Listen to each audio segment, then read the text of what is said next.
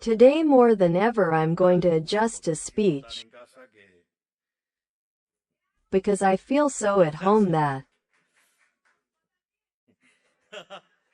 Well, thanks. Good night to all. I want to thank the Israel Embassy in Argentina and the Argentine-Israeli Chamber of Commerce for the delivery of this honorable distinction, in a real pride for me to be recognized as Israel Leadership Award. I think that at this point we have already demonstrated not only the natural affinity that this government has with the people of Israel, but also the imperturbable conviction of accompanying, attending and working together with the State of Israel, where we can, since for us Israel is with the United States our most important geopolitical partners.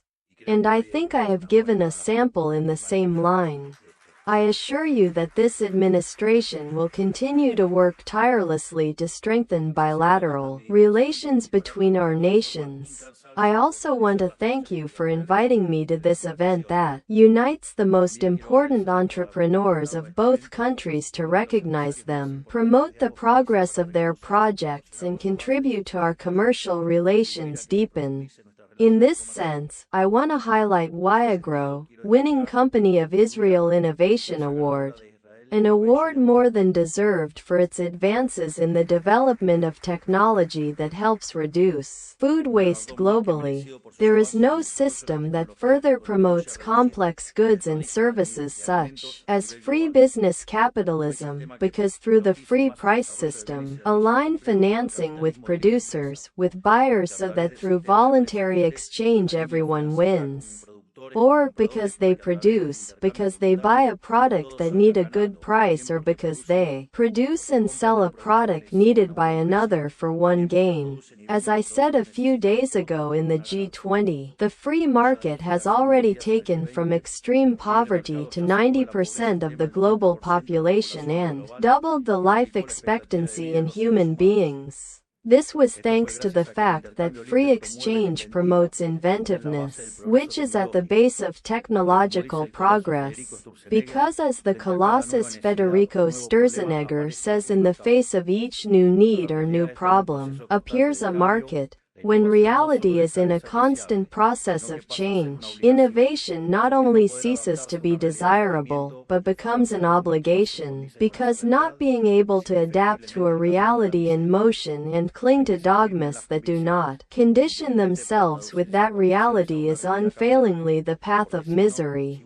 You have to be firm in convictions, but intelligent to translate those convictions to a changing reality, because if one does not innovate reality, he takes it. And this is a concept that understands the people of Israel very well, which for me is a great source of inspiration. Because Israel is not like any other country. It is a town that has made a wealth of scarcity. They literally managed to make water from the stones in the middle of the desert. Not only because of the natural conditions of his land, but above all, unfortunately, because of the constant threat of wanting to be destroyed by the enemies of the free world. Remember that only 2 days after being born as a nation-state they had already declared war. Even so, this has not interrupted all the progress they have achieved since its creation, and today they are at the forefront in technological innovation. And I don't want to talk to say from more history, because you already know that this excites me too much and you will take me too late.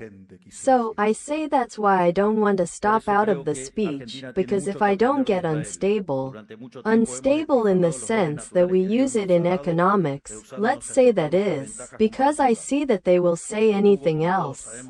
Divergent, I meant. That's why I think Argentina has a lot to learn from Israel. For a long time we have squandered the natural gifts that God has given us, refusing to exploit our comparative advantages. This had, as we all know, deplorable economic consequences for the country, but curiously the same uncertainty and constant economic hardship that political caste imposed, as for decades, forged a surviving people, accustomed to doing more with less to overcome adversity. I am tempted to cite the Torah. because you saw that many times these difficulties serve for a purpose and from that generate something better. So, after more than 123 years, the Argentines being punished, we have to learn something there too, no? And that is what has made us resilient, and if there is an example of a resilient people, it is the Jewish people. So, in that sense, we also have a lot to learn and to learn from all these experiences.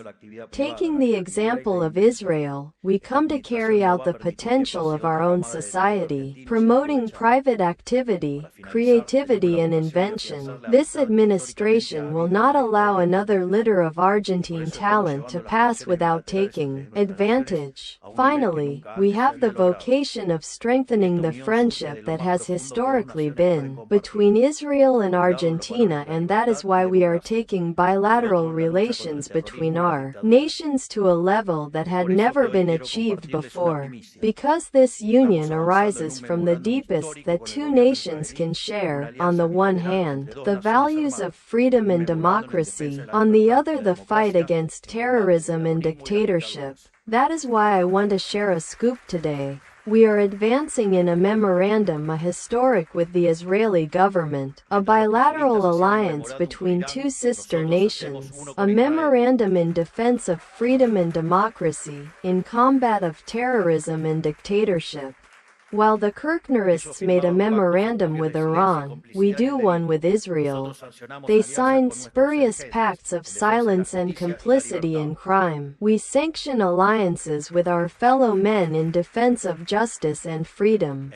It is our desire that this alliance between Argentina and Israel becomes a model for other nations of the free world to also choose life and freedom, firmly and openly condemning terrorism. Because we do not forget and we will never forget the inhuman attacks with which terrorism punished the Argentine people 30 years ago, and we do not forget the barbarism committed by the Hamas terrorist group on October 7th. Nor do we forget that they still retain cowardly and unfairly to 101 innocent civil kidnapped, among which there are 8 Argentine compatriots. We demand its immediate release and without any condition. Therefore, I want to thank you for these brief minutes. Reiterate the implacable commitment of this administration with Israel and tell them that they tell this president with an ally that will be in the trench without speculation or interests, other than the defense of the cause of the West, life, freedom and private property. May God bless Argentines and Israelis. May the forces of heaven accompany us and long live freedom, damn it.